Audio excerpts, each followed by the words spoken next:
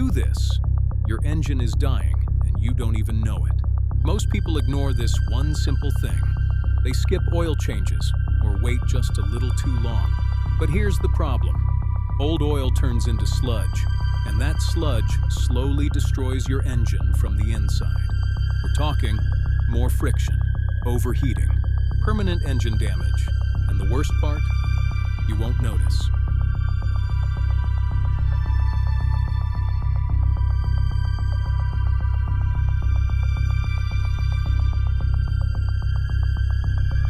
Your engine is counting on it. Follow for more car tips that could save you thousands.